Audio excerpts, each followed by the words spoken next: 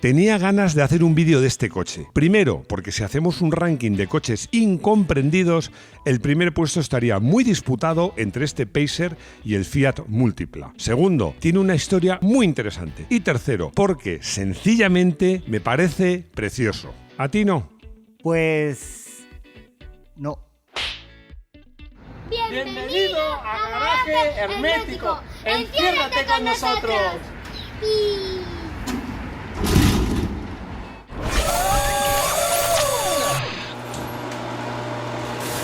Esto no puede ser porque es que Rodrigo ya me invade hasta en las entradillas, ¿no? Pues, la verdad, a mí es que el AMC Pacer no solo me parece bonito, sino que además me parece que es como los buenos vinos, que gana con el tiempo.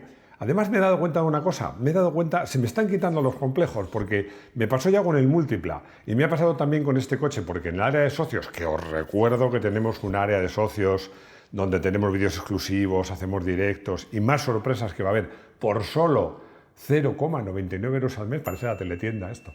Pero bueno, lo quería contar. Llame inmediatamente. Bueno, la verdad es que ahí charlo mucho con vosotros y me he encontrado que no soy el único rarito a quien este coche le parece francamente bonito. Para entender este Pacer, ya lo digo siempre, hay que ponerse en el contexto histórico, porque este coche se empezó a desarrollar en 1972. Es decir, el comienzo del desarrollo fue justo antes de la crisis del petróleo, pero ya le pilló la crisis del petróleo, le pilló un poquito con el paso cambiado. Pero vale la pena detenerse en una cosa: ¿cómo era el automovilismo, cómo eran los coches americanos en 1972? A lo grande. Si ahora en los Estados Unidos de Norteamérica más es mejor, imaginaos antes de la crisis del petróleo, antes de que ni siquiera se le imaginase, porque os recuerdo una cosa: los Estados Unidos de Norteamérica tienen varias circunstancias muy particulares. Primero, es un país grande, es un país muy grande, con largas distancias. Ir de una ciudad a otra supone hacer muchísimos kilómetros. Muy llano en general, aunque también tiene sus montañas y tal, pero es un país mayoritariamente llano, que tiene mucha cantidad de acero y que antes de la crisis del petróleo del 73 el combustible era realmente barato. Ahora sigue siendo más barato en Europa, pero en esa época era muy barato. Y además, que a mucha gente se le olvida, el país, el principal productor de petróleo, el país número uno de productor de petróleo es Estados Unidos de Norteamérica. Puede parecer que hay muchos años de diferencia entre el final de la Segunda Guerra Mundial y los años 70, o finales de los 60, pero en realidad no hay tanta distancia. Y esa victoria supuso para los Estados Unidos una inyección de optimismo, también os diré que económica y de autoestima. Y eso se reflejaba claramente en el mundo del automóvil. Bueno, es que los coches se diseñaban a lo grande. Los coches no eran grandes, eran muy grandes. Eran espaciosos, eran cómodos, por supuesto, con cambio automático, motores de mucha cilindrada que tenían muchos bajos. Vamos, en definitiva, todo lo contrario de lo que hace falta para conseguir que un coche gaste poco combustible. Tres grandes y AMC. En esos años, el mercado, las marcas que dominaban el panorama del automovilismo americano eran tres. Era Ford, General Motors, o GM, como queráis decirlo, y Chrysler. Realmente, bueno, sobre todo Ford y General Motors. La American Motors Corporation, que conocida por AMC, que yo la llamaré y la he llamado en este vídeo AMC, y que en castellano o en español, como queráis decir, sería algo así como Corporación del Motor Estadounidense, se fundó en 1954 y murió en 1987. Su estrategia era muy clara, ser una marca pequeña, pero suficientemente hábil y suficientemente ágil para cubrir nichos o sectores de mercados que las tres grandes lo tenían olvidados o desatendidos, algo que consiguió, por ejemplo, con Jeep y que intentó conseguir con la alianza que hizo con Renault, pero no fue suficiente porque en 1987 la marca pasa a manos de Chrysler. Pero bueno, lo que nos importa es lo siguiente: American Motors no tenía los recursos para desarrollo o diseño que tenían sus grandes rivales. y querían llegar a segmentos muy concretos, a nichos de mercado y con propuestas muy diferentes. Todo esto, este panorama, es muy interesante, es bueno conocerlo para entender por qué el AMC Pacer se diseñó como se diseñó. Un coche valiente, una marca cobarde. Los que seguís el canal, que afortunadamente sois muchos y os lo agradezco de verdad, pues ya sabéis que yo valoro mucho a las marcas que son capaces de hacer coches valientes, hacer coches diferentes, que son una propuesta muy distinta a todo lo normal, los coches raros en general. Pero claro, eso siempre lo he valorado. Pero ahora en el mundo sub, donde hay tantos sub que pueden ser híbridos o no, pero que son todos iguales, que lo valoro todavía más. Me parece que los coches son cada vez más parecidos o más iguales. Lo había puesto con comillas, pero es que yo creo que incluso sin comillas se puede poner. Y parece lógico pensar que los coches valientes, las propuestas valientes, pues las hacen marcas que también son valientes. Pero este no es el caso y me diréis, ¿pero por qué? Bueno, porque viendo la documentación y viendo todo lo que se escribió en el momento del lanzamiento de este coche, choca mucho porque da la sensación que la propia marca como que no tenía fe en el coche, no tenía confianza en el éxito del coche. Esto es un caso además que se comenta mucho porque es, os diría que casi único, ¿no? Una marca que va a lanzar un coche y dice, lo digo literalmente, que el coche, que ya sabía que el coche no iba a gustar a todo el mundo. Pero ¿por qué dices eso? O sea, es que realmente ya estás poniendo a la gente un poco en guardia, de decir, uy, esto que me van a proponer, si la marca no lo tiene tan claro, será por algo. Yo creo que esto, en mi opinión, fue clarísimamente un error y, a mi modo de ver, una cobardía. Adelantado a su tiempo, demasiado. El AMC Pacer, en su momento, fue un coche realmente incomprendido y finalmente, pues, fue un fracaso de ventas. Pero ya os decía al empezar, que es como los buenos vinos, porque curiosamente ahora es un coche que tanto profesionales como aficionados lo valoran más y les parece un coche que su mayor pecado probablemente es que fue un coche demasiado adelantado a su tiempo. La idea de su diseñador, no muy conocido, que se llama Dick Teague, no sé cómo se diría esto, es Dick Teague. Pone unas caras rodillas, menos mal que no sale en pantalla. Pero bueno, era muy interesante. Era diseñar un coche que por dentro fuera tan grande como sus rivales, pero por fuera fuera más pequeño, que además pues tuviera una estética diferente y que consumiese poco. Bueno, Dick quería poner en jaque a los grandes con su nueva propuesta. Yo no sé quién no le creyó, si el público o su propia marca. Teague decía una cosa, o dijo una cosa, que a mí, como amante del diseño, me parece bastante innovadora y bastante interesante. Él decía que diseñó el coche de dentro a fuera. ¿Qué quiere decir esto? Que primero dijeron cómo quería que fuera el interior del coche, o sea, qué habitabilidad, qué espacio quería que tuviera, y luego lo cubrieron con una carrocería que tenía que ser pequeña, aerodinámica, diferente y atractiva. Bueno, pues yo honestamente creo que consiguió su objetivo. Grande y pequeño. La habitabilidad del coche, especialmente para su tamaño, era muy buena, porque os digo una cosa, 4,34 metros de largo, en esa época, en Estados Unidos, era un coche realmente pequeño. Es que en Europa no sería un coche pequeño, pero sería un coche mediano. Lo que pasa es que era un coche que tenía solo 1,36 de alto y la anchura era tan ancho como coches competidores suyos que tenían 1 metro o 2 más de longitud, porque tenía una anchura de 1,96 centímetros, casi 2 metros. Su CX, ya sabéis que CX es el coeficiente que mide la bondad aerodinámica de un diseño, era de 0,43. Hoy día sería regular, sería malo, hoy día sería malo, pero en su momento no era nada malo. Bueno, esto era fruto de una carrocería que tenía una línea muy afilada por delante, pero también por detrás. Sin duda, lo más destacado del coche, que en su momento destacó mucho, pero incluso hoy todavía destaca, era su enorme superficie, que me trabo la lengua, acristalada, que según la marca era un 32%, o sea, un 32% de su superficie era cristal. Desde luego os digo una cosa, este coche era muy caluroso. El aire acondicionado era, desde luego, una opción imprescindible. De este coche se puede decir que inventó un concepto que luego se ha usado mucho, muchos años después, que lo llamaron cat forward. ¿Qué quiere decir esto? Pues que el parabrisas es tan grande y tan inclinado que invade parte del capó, es decir, una parte que debía ser capó, pues pasa a ser salpicadero porque la cubre el parabrisas, pero es que incluso el parabrisas pasa, no acaba, digamos, antes de la cabeza de los ocupantes, sino incluso después. Este es un concepto que se usó mucho, a mí me llamó la atención porque además tuve uno que claramente lo podéis ver en el Citroën C4 Picasso, que tenías el parabrisas acababa, bueno, a la altura de tu cabeza o incluso por detrás si eras bajito y llevabas el asiento muy adelantado. ¿Bankel? ¿Seguro?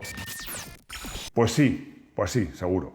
La idea para este coche, que pretendía ser muy innovador, era utilizar el motor Bankel, que además en esa época se pensaba que el motor Bankel iba a desarrollarse mucho y iba a ser un verdadero avance, pero es que además General Motors estaba trabajando a fondo, invirtiendo mucho dinero en desarrollar un motor Bankel, y AMC firmó un contrato con General Motors para poder utilizar este motor Bankel, entre otros coches, en el Pacer. Pero no, porque General Motors, a medida que avanzaba con el diseño de su Bankel, se daba cuenta de que era complicado de diseñar, de fabricar, le daba miedo que tuviera problemas de fiabilidad y, lo más grave, se dio cuenta que conseguir con un Bankel consumos inferiores a la de los motores convencionales iba a ser tarea imposible. Así que le dijo a American Motors Corporation que se olvidara del Bankel. ¿Y qué hizo American Motors Corporation? Pues tuvo que rehacer toda la parte delantera del coche, toda la cuna del motor, las suspensiones, porque claro, el sitio, el espacio que ocupaba un pequeño Bankel no tenía nada que ver con el motor que finalmente llevó este coche, que era un 6 cilindros de 4 litros de cilindrada prácticamente, con propulsión trasera, que fue como se presentó en 1975.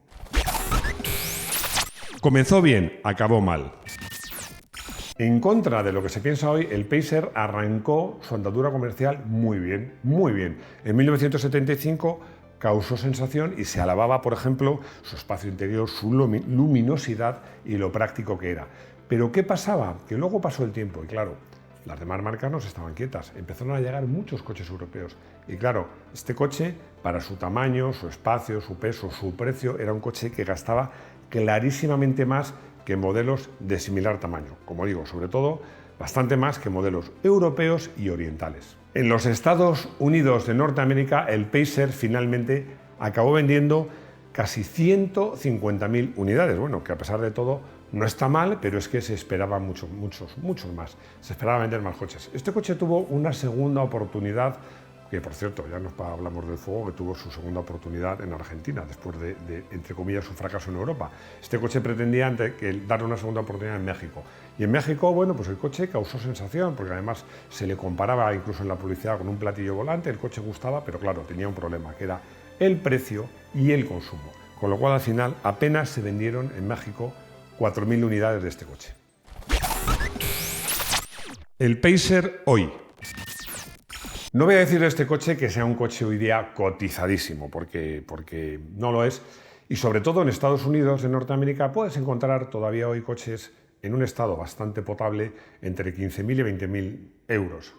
Iba a decir dólares, pero es que a día de hoy, en este momento, dólares y euros es prácticamente lo mismo. Lo que sí te voy a decir es que son coches que durante los últimos años, yo diría que decenas de años, no han dejado de subir. Y yo personalmente pienso que es una buena inversión, porque en el fondo tampoco hay tantos. ¿Y cómo va? Porque hemos hablado mucho de este coche, pero no hemos dicho cómo va. Y además, yo os he comentado que mi padre, cuando yo era adolescente, prácticamente trabajaba en la base aérea norteamericana de Torrejón. Y ahí, bueno, había coches que alucinaba, pero recuerdo perfectamente la primera vez que vi este coche y me flipó. Ya en ese momento me pareció un coche súper chulo y súper llamativo y súper diferente. Honestamente, os tengo que decir que el coche, a la hora de conducirlo, no iba ni mucho mejor ni mucho peor que otros coches de su época, americanos. Porque en el fondo era igual, un motor delantero, propulsión trasera, un motor muy gordo, con más par que potencia, muy confortable, muy fácil de llevar y la mayor diferencia pues, es una carrocería muy diferente y muy llamativa. Bueno, el depósito tiene 83 litros de capacidad. Llenar hoy día ese depósito pues es un pastizal, pero es que el consumo, a poco que te descuides, te puedes acercar a los 20 litros a los 100. El pueblo es soberano y los garajistas más todavía. Así que por eso he decidido hacer una encuesta. Voy a preguntaros a vosotros, ¿este coche os parece bonito o os parece feo? Yo, por supuesto, defiendo que es bonito y Rodrigo, ya lo habéis oído, dice que es feo. ¿Quién creéis que va a ganar? Más que feo, pregunta para ti. ¿Qué lo hace especial? El Fiat, el Multipla, era práctico, ¿verdad? Llegamos a conclusión que era práctico. ¿Y el Pacer qué era? También era práctico, tenía un portón trasero, era muy luminoso, nada, no me pillas por ahí. Era un coche para su tamaño muy habitable. Nada, no. Aquí no vamos a juzgar, no. ¿Es bonito? ¿Os parece bonito o os parece feo? No os dejéis tentar por los cantos de sirena de Rodrigo. ¿Es bonito o es feo? Esa es la pregunta. Y llegamos al coche del día, que es... Obvio, va a ser un Pacer, sí, la imaginación... Bueno, un Pacer, pero hemos elegido para vosotros un Pacer muy especial, porque este coche, como os he dicho, se vendió en México, además tuvo motorizaciones específicas y en México se hizo una versión especial que se llamaba Pacer X, que se hicieron muy pocas unidades, pero lo hubo en varios colores. A mí particularmente, para nuestro garaje hermético, me gustaría la versión negra con detalles dorados.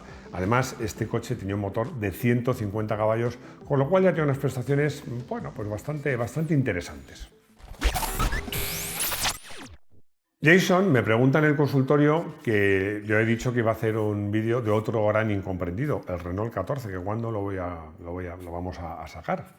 Bueno, pues sí te puedo decir que ya estamos trabajando en ese vídeo, que es una apuesta arriesgada, porque yo no sé en otros países, pero desde luego en España el Renault 14 fue un coche muy incomprendido. Edmundo, que es un mexicano residente en los Estados Unidos de Norteamérica, me pregunta que por qué los Pacer X, que ha estado buscando uno, están tan caros. Bueno, la respuesta es muy sencilla, Edmundo, muy sencilla.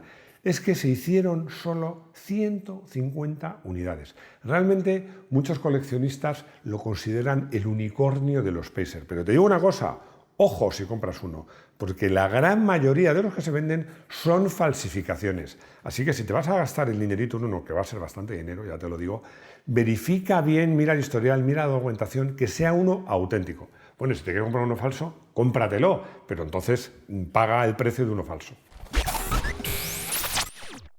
Llegamos al final, estos vídeos me gustan y además este más, porque como sé que en la encuesta voy a ganar por goleada a Rodrigo, porque estoy convencido que la mayoría de vosotros vais a decir que es un coche bonito porque tenéis buen gusto, no como Rodrigo, que no tiene buen gusto, no hay más que verle, solo tiene ropa negra, no le podéis ver pero ya lo digo, solo tiene ropa negra, pone cara de desesperación, pero bueno, a ver si me acuerdo, porque si no se va a meter conmigo. Vídeos de motos en Moto1 Pro.